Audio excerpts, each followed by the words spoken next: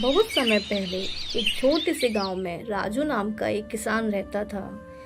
राजू बहुत मेहनती और ईमानदार व्यक्ति था। वह हर दिन अपने खेत में कड़ी मेहनत करता और अपनी फसल को अच्छे से संभालता। उसके पास एक छोटा सा खेत था जिसमें वह सब्जियां और फल उगाता था। राजू की ईमानदारी और मेहनत की चर्चा पूरे गांव में थी। एक दिन राजू अपने खेत में काम कर रहा था कि अचानक उसे जमीन के नीचे कुछ चमकता हुआ दिखाई दिया। उसने उस जगह को खोदा और देखा कि वहां एक पुराना सोने का सिक्का था। राजू बहुत खुश हुआ, लेकिन उसने सोचा कि यह सिक्का किसी और का भी तो हो सकता है, मैं इसे कैसे रख सकता हूँ। राजू गांव के मुखिया के पास जाता है। मुखिया जी, मुझे यह सिक्का मेरे खेत में मिला है, लेकिन मैं नहीं जानता है किसका है।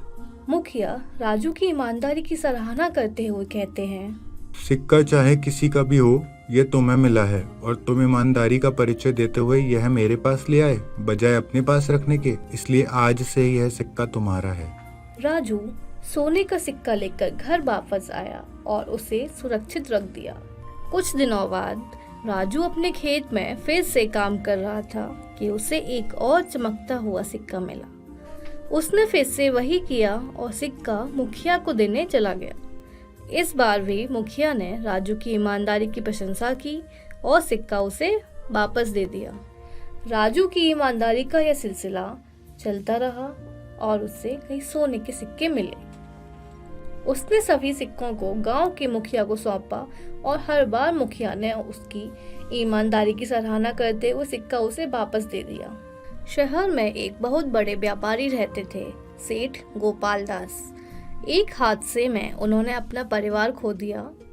जब से वह एक ऐसे ईमानदार व्यक्ति की तलाश में थे जो उनकी अपार धन दौलत को संभाले और उसका सही उपयोग करे।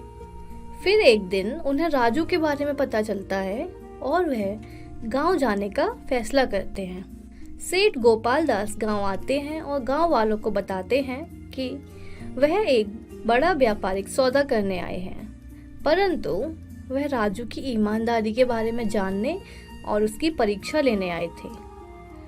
व्यापारी ने गांव में एक प्रतियोगिता रखी और कहा, जो भी सबसे अधिक ईमानदार व्यक्ति होगा उसे मैं एक बड़ी संपत्ति दूंगा। गांव वालों ने राजू की ईमानदारी की कहानी व्यापारी को सुनाई। व्यापारी ने राजू को बुलाया और उसकी ईमानदारी की परीक्षा लेने का फैसला किया। राजू, यह हीरा मुझे बहुत प्रिय है, इसे संभाल कर रखना, कुछ दिनों बाद वापस आकर तुमसे ले लूंगा। राजू हीरा लेकर अपने घर चला जाता है और उसे एक सुरक्षित स्थान पर रख देता है। कुछ दिनों बाद, राजू, मैंने जो तुम्हें हीरा रखने को दिया था उसे वापस मुझे दे दो। जी साहब, मैं अभी लेकर आता हूँ। कुछ समय बाद, ये लीजिए साहब, आपकी अमानत। व्यापारी राजू की ईमानदारी की सराहना करते हुए कहता है, राजू, तुम्हारी ईमानदारी देखते हुए मैं तुम्हें यह हीरा और अपनी आधी संपत्ति दे रहा हूँ। राजू ने व्यापारी को धन्यवाद किया और हीरा और संपत्ति को स्वीकार किया। उसने अपनी संपत्ति से गांव वालों की मदद की और सभी के साथ अपनी खुशियां बांटी। इस प्रकार राजू की ईमानदारी ने उसे न केवल संपत्ति बल्कि पूरे गांव वालों का भी सम्मान दिलाया। उसकी कहानी पूरे गांव में एक प्रेरणा का स्रोत बन गई और सभी ने ईमानदारी का महत्व समझा।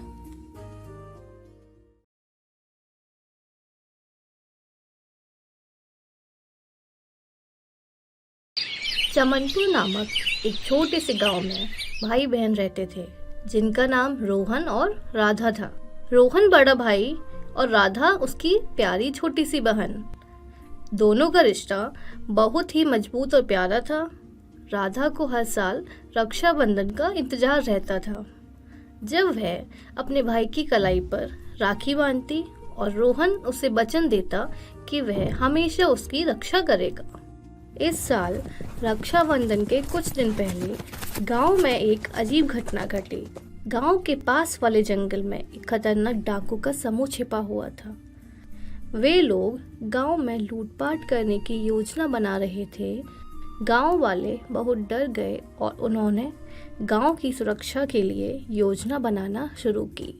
रोहन, जो हमेशा अपने गांव के लिए कुछ करने को तैयार रहता था, उसने गांव वालों के साथ मिलकर एक योजना बनाई। हम सब मिलकर रात में पहरा देते हैं ताकि डाकू गांव में प्रवेश न कर सके।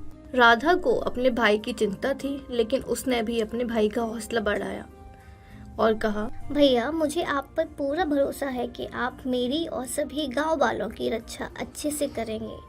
आप बहुत साहसी हैं। रक्षाबंधन का दिन आया और राधा ने रोहन की कलाई पर राखी बांधी। उसने अपने भाई से कहा, भैया, तुम हमेशा मेरी रक्षा करते हो। इस बार मैं तुम्हारी रक्षा के लिए प्रार्थना करूंगी और तुम्हें जब भी मेरी जरूरत होगी मैं तुम्हारी रक्षा करूंगी। अरे बस कर पगली, रुलाएगी क्या? तू बस हमेशा मेरे साथ रह, मुझे और क्या ही चाहिए। फिर रात होते ही रोहन और गांव वाले पहरा देने के लिए जाते हैं। फिर डाकुओं का कुछ समूह गांव में घुसने की कोशिश करने लगा। रोहन ने साहस दिखाते हुए डाकुओं का सामना किया, लेकिन डाकू बहुत अधिक संख्या में थे। उनके पास बहुत सारे हथियार भी थे। यह देखकर रोहन और गांव वाले मुश्किल में पड़ गए। उन्हें समझ ना आया कि अब वो क्या करें। राधा घर की छत से ये सब देख रही होती है। वह घबरा जाती है। तभी राधा को एक विचार आया। वह घर के अंदर जाती है और एक ढोल लेकर आती है। फिर वह छत पर चढ़कर ढोल बजाना शुरू कर देती है। ढोल की आवाज सुनकर गांव के लोग जाग गए और वे रोहन और बाकी गांव वालों की मदद के लिए दौड़ पड़े। गांव वालों की एकजुटता और साहस देखकर डाकू घबराकर भाग जाते हैं। गांव वालों ने राधा की तारीफ की और रोहन ने अपनी बहन को गले लगा लिया और उसने कहा, बहन, आज तूने सच में मेरी रक्षा की। राधा ने मुस्कुराते हुए कहा, भैया, यह राखी का बंधन है। हम दोनों एक दूसरे की रक्षा करेंगे। क्यों नहीं, आज से हम एक दूसरे के रक्षक भी हैं। इस घटना के बाद गांव में रक्षाबंधन का त्योहार और भी महत्वपूर्ण हो गया। अब यह सिर्फ भाई बहन के प्रेम का प्रतीक नहीं था, बल्कि एक दूसरे की सुरक्षा और साहस का भी प्रतीक बन गया था। रोहन और राधा ने साबित कर दिया कि जब भाई बहन एकजुट होते हैं तो कोई भी मुश्किल उन्हें हरा नहीं सकती। रक्षाबंधन के कुछ महीने बाद गांव में शांति और खुशी लौट आई थी। रोहन और राधा ने अपनी पढ़ाई पर ध्यान देना शुरू किया। रोहन ने गांव के बच्चों को पढ़ाने का निर्णय लिया ताकि वे शिक्षित हो सकें और गांव की प्रगति में योगदान दें। राधा ने भी अपनी कला और संगीत में रुचि दिखाई और गांव के उत्सवों में भाग लेने लगी। एक दिन गांव में एक बड़ा मेला आयोजित किया गया। मेले में हर कोई खुश था और उत्साह से भरा हुआ था। राधा ने नृत्य के जरिए अपनी कला का प्रदर्शन किया और रोहन ने बच्चों को कहानियां सुनाई। मेले में सभी लोग एक दूसरे का साथ देकर खुशियां बांट रहे थे। गांव के सरपंच ने रोहन और राधा को मंच पर बुलाया और उनकी बहादुरी और एकजुटता के लिए उन्हें सम्मानित किया। सरपंच ने कहा, रोहन और राधा ने हमें सिखाया है कि सच्चा प्रेम और एकजुटता किसी भी मुश्किल का सामना कर सकते हैं। यह सुनकर गांव वाले तालियां बजाने लगे और रोहन और राधा को गर्व से देखा।